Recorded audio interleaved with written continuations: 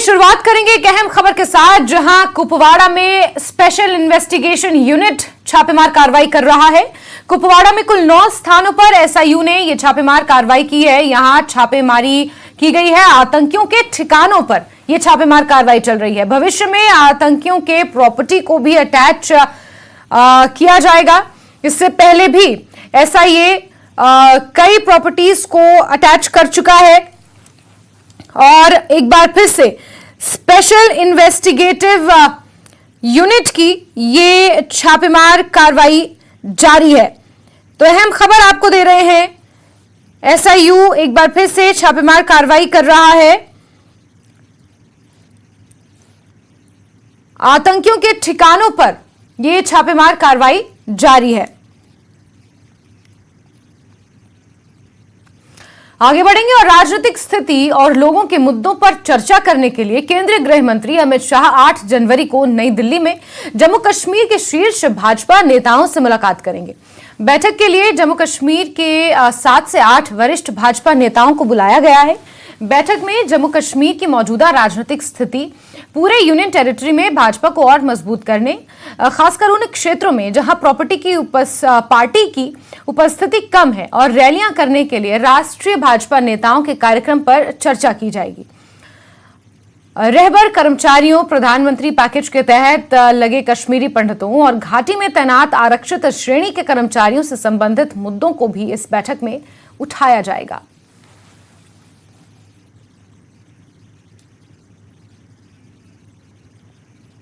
आगे बढ़ेंगे और बात मौसम की, जहां कश्मीर में कड़ाके की ठंड पड़ रही है। श्रीनगर में न्यूनतम तापमान -6.4 डिग्री सेल्सियस रिकॉर्ड किया गया है। जनवरी में पिछले 5 वर्षों में दूसरी बार सबसे कम तापमान रिकॉर्ड किया गया है।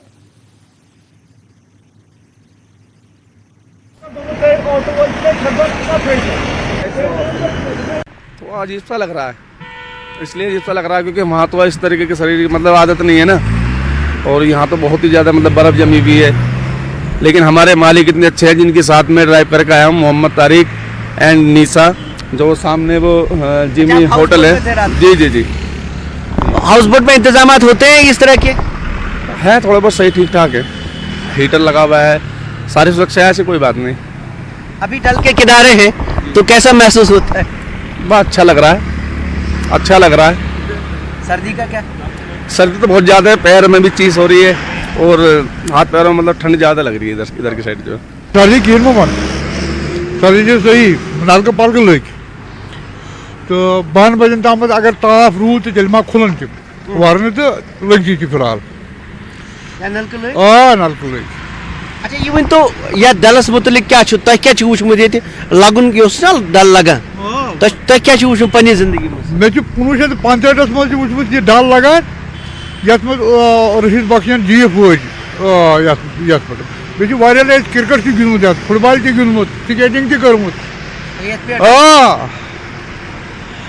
वनकस तो नॉर्मल शे गो कहें -10, 15, 14 आगे बढ़ेंगे और कश्मीर मूल के एजाज अहमद अहंगर को सरकार ने आतंकवादी घोषित किया है। केंद्रीय गृह मंत्रालय ने उसे गैर कानूनी गतिविधियां अधिनियम 1967 के तहत आतंकवादी घोषित किया गया है। इस खूंखार आतंकवादी के अल-कायदा से भी संबंध है।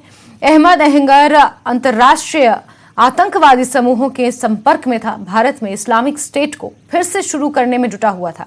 एजाज अहमद अहंगर उर्फ अबू उस्मान अल कश्मीरी वर्तमान में अफगानिस्तान में बसा है और वो इस्लामिक स्टेट जम्मू कश्मीर के प्रमुख भर्ती करने वालों में से एक है।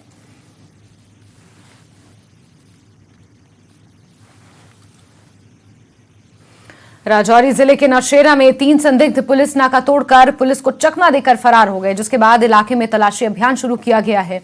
पुलिस के मुताबिक तीनों आतंकी हो सकते हैं। इलाके में पुलिस और सेना के जवानों को तैनात किया गया है। इलाके की घेराबंदी कर दी गई है और संदिग्धों की तलाश जारी है।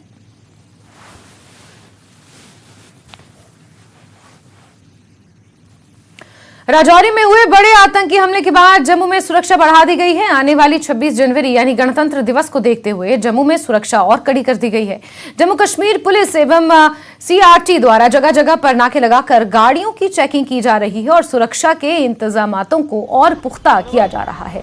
इसी कड़ी में जम्मू रेलवे स्टेशन के बाहर CRT एवं पुलिस द्वारा एक स्पेशल नाका लगाया गया, जिसमें हर एक गाड़ी की चेकिंग की गई ताकि किसी भी तरह की आतंकी घटना को रोका जा सके।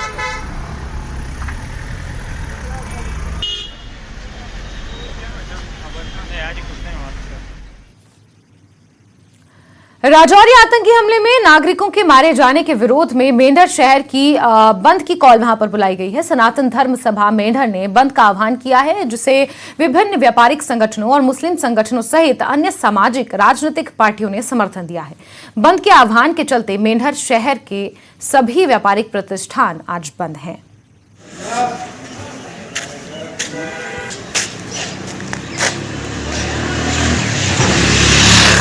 वहीं राजौरी के डंगरी गांव में हुए आतंकवादी हमले को लेकर आज अखनूर में बंद बुलाया गया है। अखनूर के कामेश्वर मंदिर में एक बैठक का आयोजन किया गया, जिसमें अखनूर बंद का ऐलान किया गया। बैठक में महंत रामेश्वर दास मुख्य तौर पर उपस्थित रहे।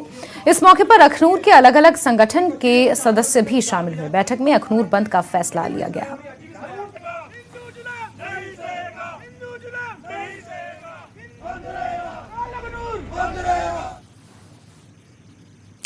कश्मीर के बारामूला के टनमर्ग में council of science and industrial research के फार्म में एशिया का एकमात्र और कीमती रेडवुड पेड़ है। ये पेड़ 150 साल पुराना बताया जाता है। इसे हेरिटेज ट्री भी घोषित किया जा चुका है। क्यों खास है ये पेड़ और क्यों हो रही है इस पेड़ पर रिसर्च, इससे जानने के लिए गुलमर्ग से न्यूज 18 JKLH के संवाददाता मुनीर हुसैन हुर्रा की ये खास रिपोर्ट देखिए।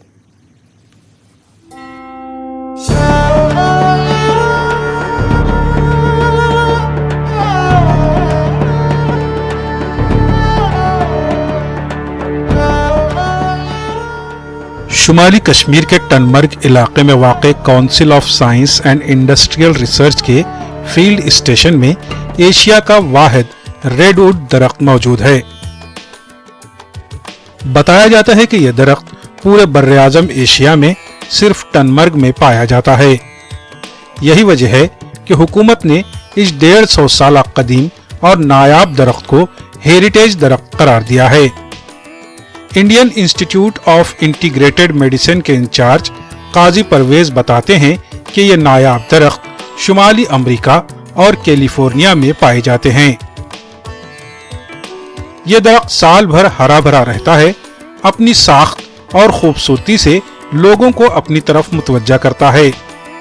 दिलचस्प बात यह है कि परिंदे ना इस पर बैठते हैं और ना घोंसला बनाते हैं, जो इसके मुताल्लिक एक राज है। ये ट्री जो है पूरे एशिया में कहीं भी नहीं है और ये जो होता है तो ये नॉर्थ अमेरिका या नेवादा में एंडेंजर्ड है। ये IUCN, मैंने इसका लिटरेचर देखा है। IUCN एक जो इंटरनेशनल यूनियन ऑफ कंजर्वेशन है, उसमें इसको एंडेंजर्ड करार दिया गया है। कॉमन नेम इसका रेडवुड है और इसका बॉटनिकल नेम जो है वो है सुकेडेंड्रॉन जाइजेंटिकम। माहिरीन का कहना है कि वो खुले मैदानों, पॉली हाउसेस, ग्रीन हाउसेस और लेबोरेटरियों में इस दरख्त की नाजुक शाखों के पौधों की अफजाइश की कोशिश कर रहे हैं, लेकिन फिलवक्त इस जिम्न में कोई कामयाबी नहीं मिली है।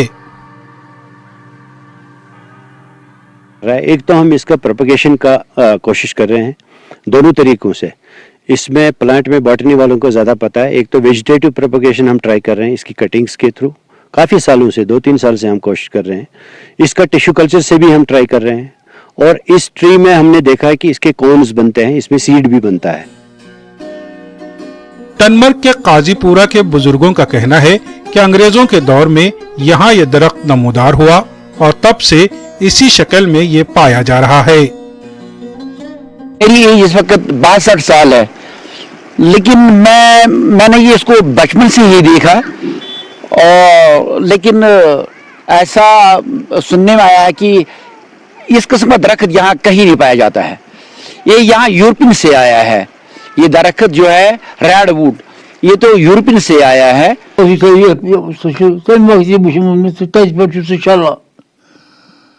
सार्वकुल सार्वकुल अंग्रेजों लोगों दराज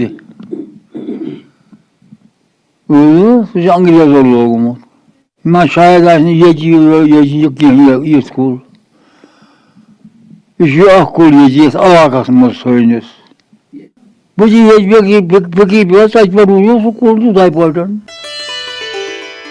इस फील्ड स्टेशन में ये वाहिद दरख्त है और कश्मीर के जंगलों में भी इस किस्म के दरख्तों का कोई नामो निशान नहीं है।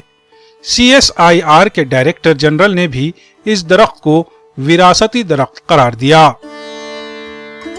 रिसेंटली हमने जो DG CSIR हैं, डायरेक्टर जनरल ऑफ CSIR, वो भी यहाँ आए थे, हमने इनवाइट किया था।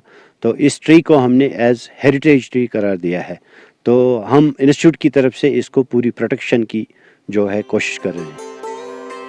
टनमर्ग के इस इंस्टीट्यूट में रेडवुड दरख्त के तहफ्फुज और देखरेख को यकीनी बनाने के लिए तमाम तर इक़दाम किए जा रहे हैं। 150 साल का पुराना जो ये दरख्त है और यहाँ एशिया में कहा जा रहा है कि ये कहीं पे नहीं है। और यहाँ कश्मीर के अंदर वो भी टंगमर्ग के जो ये मेडिसिन यहाँ पे फॉर्म है उसके अंदर ये है, क्योंकि डिपार्टमेंट का कहना है कि वो इसकी देखरेख कर रहे हैं और इसके सैंपल्स भी उठाए गए हैं ताकि इसकी जो शाख तराशी या इसका बीज जो है वो हम किसी और जगह भी उगा सकते हैं, ताकि इस दरख्त की यहाँ पे शाख तराशी करके इसकी नए सिरे से या दूसरी जगह पे भी इसकी काश्त हो सके। और इस तरह आप देख सकते हैं किस तरह ग्रीन है ये दरख्त और एक दिलचस्प यहाँ पे ये दरख्त है। और हम उम्मीद करते हैं कि कश्मीर में जिस तरह ये नायाब दरख्त जिसे हम कहेंगे एक नायाब दरख्त है, और उम्मीद करते हैं कि इसकी देखरेख हो और उसकी जो शाखें हैं बीज है वो दूसरी जगह पे भी उगा सकते हैं, ताकि इसकी जो हिस्टोरिकल बैकग्राउंड है, तारीखी अहमियत जिसे हम कहेंगे, और वो बरकरार रहे। न्यूज़ 18 जम्मू कश्मीर के लिए मैं टंगमर्ग से मुनीर हुसैन हुर्रा। आगे बढ़ेंगे खबरों में। तहसील मुख्यालय डोडा में बड़ी संख्या में लोगों ने ब्लॉक दिवस पर भाग लिया, जहां DC, SSP, ADC, SDM और अन्य जिला और क्षेत्र अधिकारियों ने उनके साथ बातचीत की। पूरा कार्यक्रम उपायुक्त डोडा विशेष पॉल महाजन की देखरेख में संपन्न हुआ। DC ने तहसील परिसर में सार्वजनिक शौचालय और ATM की स्थापना के लिए अफसरान को निर्देश भी जारी किए। सबसे पहले मैं अपनी डिमांडों के बारे में बात करूंगा। हमारी एक पंचायत 4 पंचायतों का मरकज त्रोन है, जिसके लिए हमने बहुत जदोजहद की। 1.5 किलोमीटर हमारा रोड कुल रहा है, जो कि हम गणपत पुल से परियोद से हम टच हो जाएंगे। वो 3-4 सालों से मैं अक्सर बोलता आया हूँ, डिवीजन हमारा R&P डिवीजन भद्रवाह है, वो उनको टच से मस नहीं होता है। उसके बाद DC साहब से भी मैंने वो लिखवा के लाया, वो भी दे दिया उनको। उसके बाद अवाम का रेजोल्यूशन के हमें मुआवजा नहीं चाहिए, वो रेजोल्यूशन भी हमने दे दिया, तब भी R&B भद्रवाह ने कोई भी उस पे कार्रवाई नहीं की, और वो डिमांड आज हमने फिर रखी। उसके बाद पिछली बार यहाँ पे MOS VK सिंह साहब आए थे सेंटर से, उनसे भी मैं मिला, और हमने उसके बाद एक PMGSY रोड भी है मेरी पंचायत में, जो कि 5 किलोमीटर है, जो कि त्रोन से शड़ला, आल्टो और हिब्राक को टच करेगी। तो इसमें कोई तकरीबन 11 से 12 हमारे सरपंच आए थे, PRI मेंबर्स आए थे, हमारे चेयरमैन साहब थे, तो वार्ड मेंबर्स से कुछ, तो उनके जो इश्यूज़ थे, जो जेन्युइन इश्यूज़ थे यहाँ, वो उनको पुट अप किए गए। DC साहब के जो ऑन स्पॉट डिसीजन कुछ लेने थे, जो इमीडिएट एड्रेस करने वाले इश्यूज़ थे, उनको एड्रेस इमीडिएट किया गया। जैसे आपने PRI मेंबर की स्टेटमेंट में भी सुन लिया होगा, उन्होंने बताया भी होगा, कुछ इशू हैं ऐसे जहां जो बड़े इनके धीरेना इशू है और बड़े इंपॉर्टेंट इश्यूज हैं। तो मैंने ये DC साहब से रिक्वेस्ट की है कि उनको आप पर्सनली मॉनिटर करें।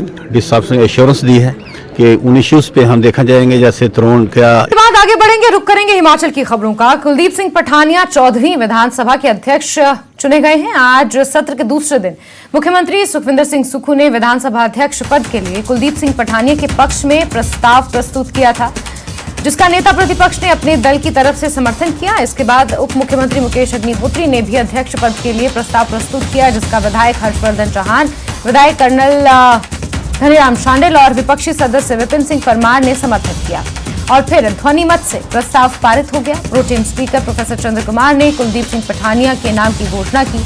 कुलदीप सिंह पठानिया सर्वसम्मति से विधानसभा स्पीकर चुने गए। मुख्यमंत्री सुखविंदर सिंह सुक्खू और नेता प्रतिपक्ष जयराम ठाकुर ने कुलदीप सिंह पठानिया को बधाई दी और उन्हें अध्यक्ष पद की चेयर तक पहुंचाया। इस दौरान प्रोटेम स्पीकर प्रोफेसर चंद्र कुमार ने भी नए अध्यक्ष का अभिवादन किया और खुद सीट से हटकर उन्हें सीट पर बिठाया।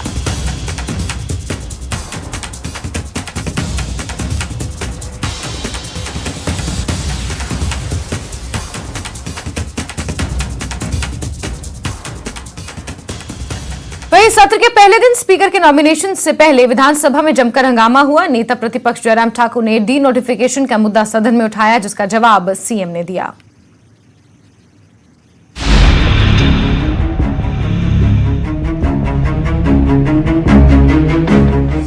हिमाचल प्रदेश की 14वीं विधानसभा के पहले सत्र की ये तस्वीरें सुखद हैं।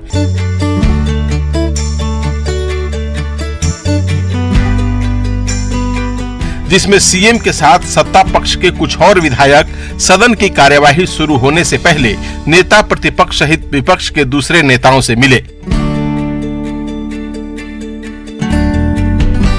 मगर मुलाकात में जो गर्मजोशी दिखी, कुछ ही देर में वो मुद्दे की गर्मी में बदल गई। पहले दिन सबसे पहले विधायकों की शपथ का कार्यक्रम था, मगर उसके पहले ही विपक्ष ने संस्थानों के डी नोटिफिकेशन को लेकर हंगामा शुरू कर दिया।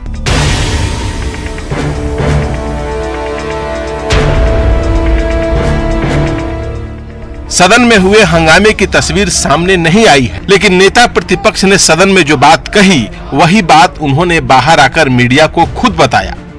आनंद फान में आते ही सैकड़ों संस्थान जो खोले थे हमने विधायकों की मांग पर, जनप्रतिनिधियों की मांग पर, जनता की मांग पर, उनको रद्द करने की घोषणा की और रद्द करने के साथ वहां पर ताले लगा दिए गए। एसडीएम का दफ्तर खुला और खुल करके वहां पर चुनाव की प्रक्रिया भी हुई। विधायक भी चुन करके आ गया। विधायक ने आज शपथ भी ले लिए, लेकिन उस पर भी ताला लगा दिया। बीडीओ के ऑफिस खुले हैं, तहसीलदार के ऑफिस खुले हैं, दफ्तर में कई महीनों से काम कर रहे हैं कि डिनोटिफाई कर दिए, ताले लगा दिए।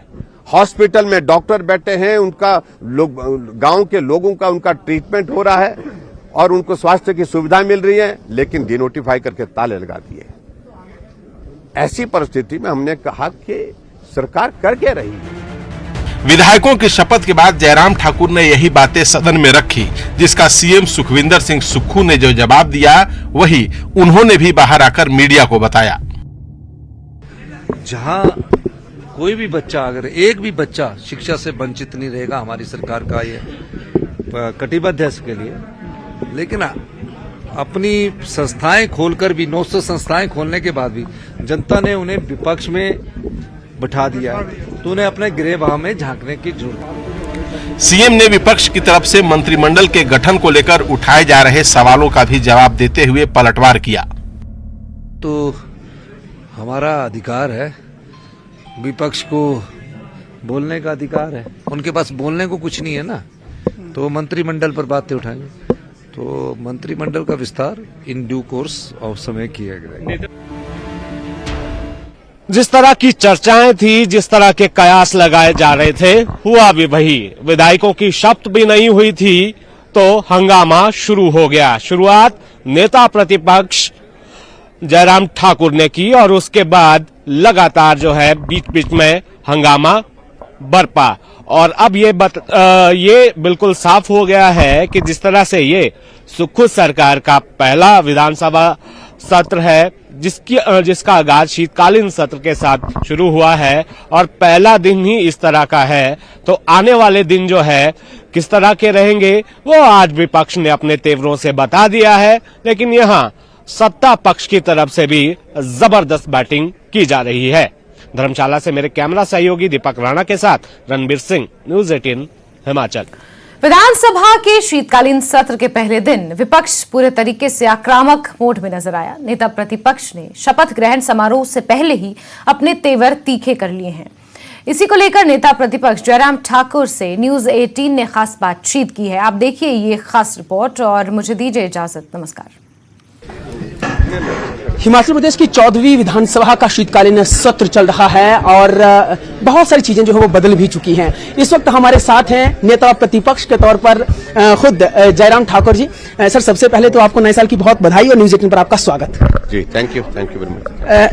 आज नेता प्रतिपक्ष के तौर पर हमने आपको मुख्यमंत्री के तौर पर देखा गुजरे 5 सालों में। अब नेता प्रतिपक्ष के तौर पर आज शीतकालीन सेशन में बैठे थे, किस तरह का एक्सपीरियंस रहा सर? सबसे पहले जानना चाहिए। अनुभव की दृष्टि से मैं मानता हूं कि देखिए वो एक अनुभव और तरह का था, ये अनुभव और तरह का है।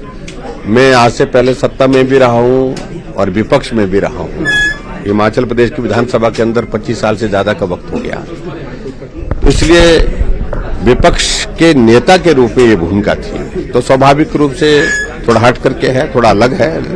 और मैं इस बात को कह सकता हूं कि जो भूमिका आज से पहले दी है वो हमने प्रभावी ढंग से निभाने की कोशिश की और उसको निभाने की कोशिश करेंगे। उम्मीद ये की जा रही थी कि आज जो माहौल रहेगा वो सौहार्दपूर्ण रहेगा, लेकिन ऐसा हुआ नहीं। आते ही आक्रामक रुख आपने अख्तियार कर लिया। हालांकि आप भी जब सत्ता पक्ष में थे तो आप भी इसी तरह की अपेक्षा रखते थे कि माहौल सौहार्दपूर्ण रहे। ये बदलाव क्यों अचानक से?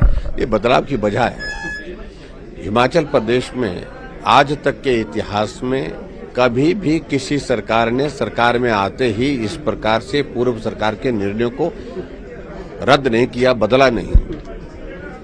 और जो वर्तमान सरकार आई जिससे उम्मीद नहीं करते थे हम, पूरे 1 साल के जितने भी संस्थान हिमाचल प्रदेश में खोले हैं सबके सब रद्द कर दिए, बिना रिव्यू किए, बिना दिमाग लगाए हुए, बिना चर्चा किए हुए, सीधा एक ही निर्णय। सरकार 5 वर्ष के लिए चुनी जाती है, 4 वर्ष के लिए नहीं।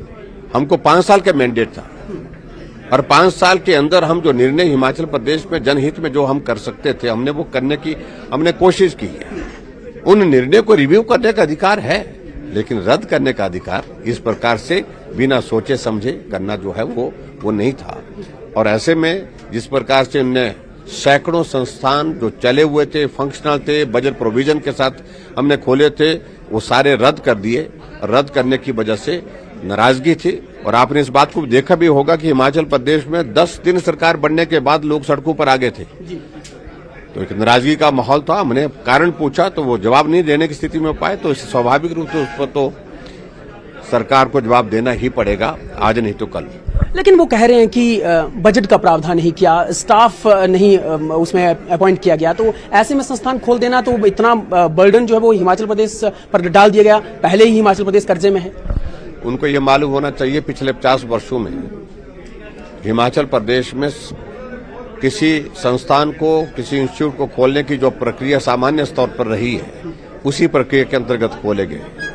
कैबिनेट में आइटम आती है, कैबिनेट में निर्णय होता कि ये संस्थान खोलना है और ये संस्थान खोलने के लिए इतनी हमको स्टाफिंग की जरूरत है, पोस्टों की जरूरत है, पोस्टों का क्रिएशन होता है और उसके बाद अप्रूवल होने के बाद सारी चीजें स्वीकृति के रूप में बाहर आती हैं और उसके बाद अगली प्रक्रिया शुरू होती है, फिर धीरे धीरे उसमें स्टाफिंग होती है। मुख्यमंत्री की ओर से ये अपील भी करी गई है कि अगर जो आपकी ओर से ये संस्थान खोले गए थे उनको अगर आप अभिभाषण में शामिल करते हैं, उनकी सूची को या तमाम सारे वो देते हैं आप, तो क्या वो किया जाएगा? इस पर जो है वो पुनर्विचार फिर बाद में किया जाएगा जो उन्होंने फैसला लिया है। पहले उनको ये करना चाहिए था कि जो संस्थान खोले हैं अगर जिस पर उनको लगता था कि इस पर हमको रिव्यू करना है, रिव्यू करते। उसके बाद उनको लगता कि भाई ये संस्थान उचित नहीं है खोलना, व्यवहारिक नहीं है, नॉर्म्स को पूरा नहीं करता, तो उस पर विचार कर लेते। उसको विचार करने के बाद उसको रद्द करने की प्रक्रिया शुरू करते, समझ में आता। लेकिन बिना सोचे समझे 1952 की पुलिस पोस्ट जो है, पुलिस चौकी खोली हुई, उसको भी बंद कर दिया। कुछ नहीं देख रहे, बंद करने का एक जुनून चढ़ा हुआ है कि इसको बंद कर दो, उसको बंद कर दो, सब कुछ बंद कर दो। सरकार बनी, सीमेंट इंडस्ट्री बंद। सरकार बनी, कैबिनेट अभी तक नहीं बनी, कैबिनेट बंद। सरकार बनी, सारे के सारे संस्थान खोले हुए 1 साल के बंद। तो ये तरीका काम करने का नहीं हो सकता है। आज स्पीकर का चुनाव था, तो स्पीकर के चुनाव में कहा हम परंपरा अच्छी रही है, आज से पहले हम मिलकर के उसमें सर्वसम्मति से करते हैं। उनने प्रस्ताव किया, हमने अनुमोदन किया है। उदित पठानिया जी का हमने अनुमोदन किया है। जहां सहयोग की बात है वहां सहयोग भी करेंगे, लेकिन अगर जनहित में कोई निर्णय नहीं होगा तो वहां विरोध करेंगे और डट के विरोध करेंगे। चलिए, बहुत धन्यवाद। तो ये थे नेता प्रतिपक्ष जयराम ठाकुर जो कह रहे हैं कि अगर सब कुछ सही रहेगा तब तो सार्थक चर्चा भी होगी, लेकिन अगर जनता के हित में लिए गए फैसलों का फिर से रिव्यू और उसको बदला नहीं गया तो फिर विरोध भी डट कर होगा। धर्मशाला से कैमरा पर्सन राजकुमार कौंडल के साथ जितु शर्मा, न्यूज 18 हिमाचल।